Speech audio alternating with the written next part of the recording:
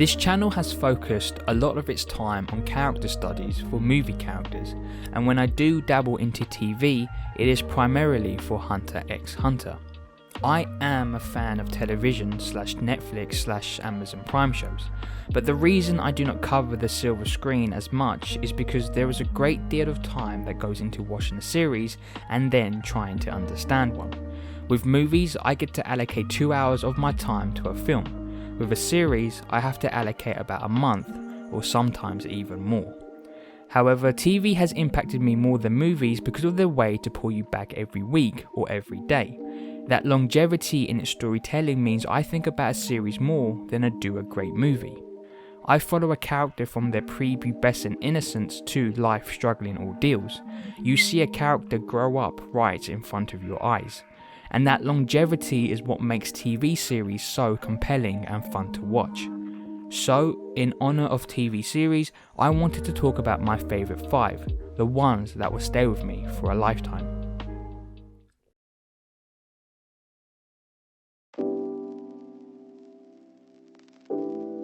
My entry point to this list is a show that at one point would have been in my top 2 until other shows came along, or if I had just finished the series.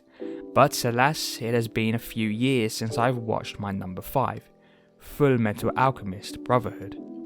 I had no idea what this show was about. I did, however, read the first few pages of the manga, but other than that, I was going in blind, and that is the best way to experience the show. What makes Full Metal Alchemist Brotherhood special is the relationship of the two brothers, Ed and Alphonse Elric. Their bond of the tragedy of trying to bring back their dead mother is made stronger due to Ed's decision to sacrifice his arm and leg to transmute his brother's soul into some armour. This tragedy starts their journey to find a way to bring back Alphonse's true body, and along the way the two brothers find themselves entangled in a huge government scheme.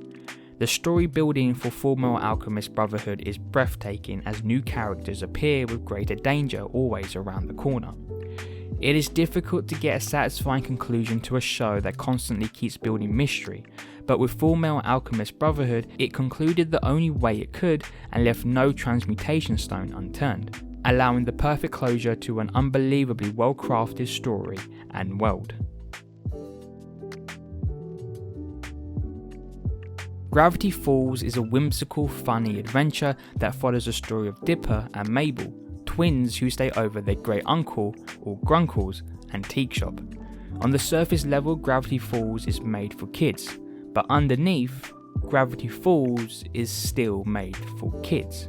But what makes it enjoyable is the fact that it understands who their target audience is, but has the intelligence to sprinkle more serious themes that the kids who will grow up and revisit the show will understand a bit more.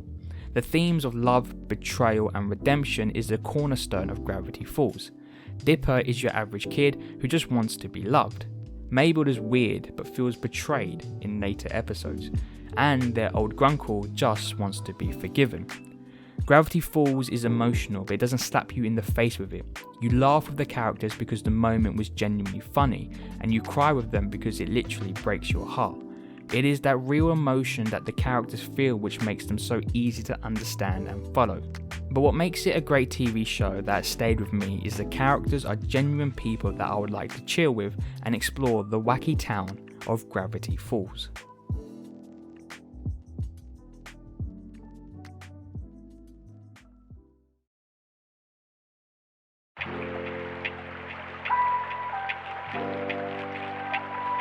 Breaking Bad is a seminal series that will be regarded as the greatest of all time. No show has captured the descent of man's humanity as well as Breaking Bad. I honestly don't have a bad word to say about the show.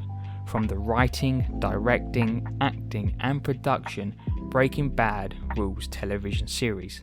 The slow storytelling with its twists and turns left me speechless with awe. No story can match that of Walter White, hands down the best character to be put on TV.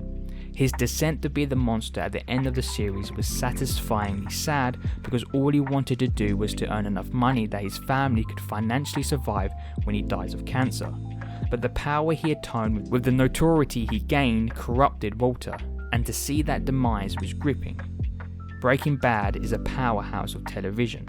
truly one of the greatest shows of all time.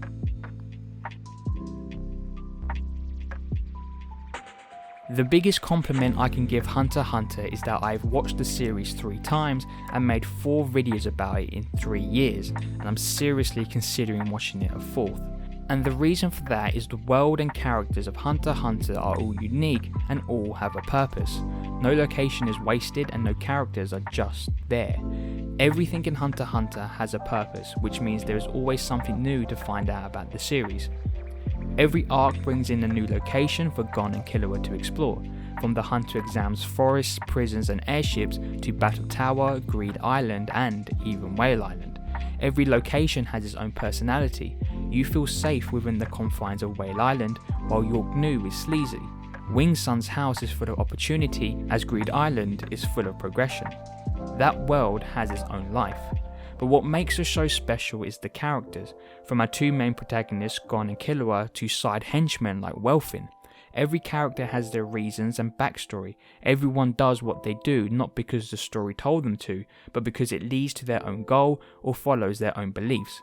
No one is wasted on Hunter x Hunter. But then there are those special characters that raise the show's quality.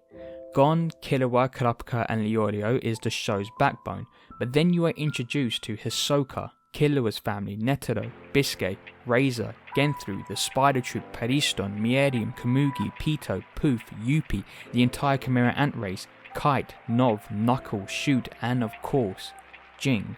But the scary part is that there is so much more interesting characters to name. Yet the show finds the balance for each character and never relies on just one. This is a world that feels inhabited, not just there for our main characters to roam, but to experience. And we also experience that world.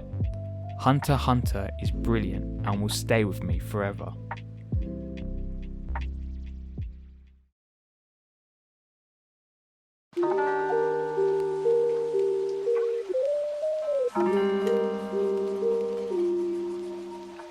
My number 1 has been my number 1 for a long time.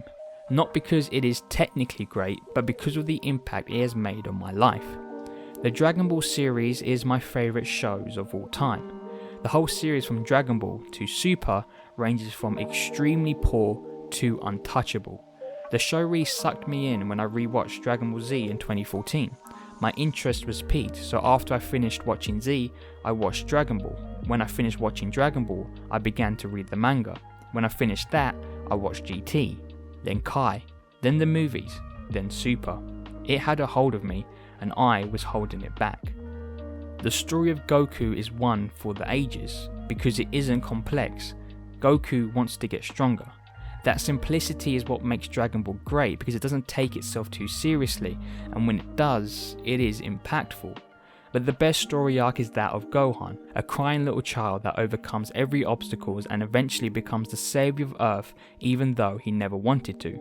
Gohan's selfless behaviour made him endearing, and following his journey was rewarding.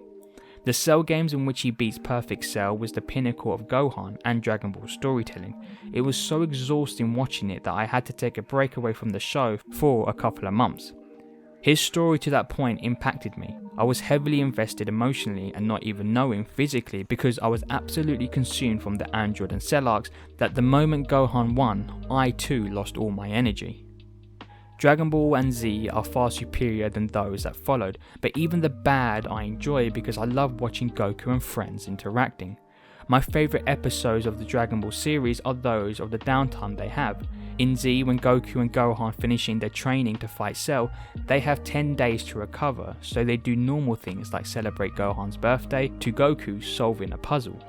Those intimate moments is what makes Dragon Ball great and why the power-ups and transformations are rewarding. We see them as normal people, but they are not defined by their limit. Instead, they are motivated to break it.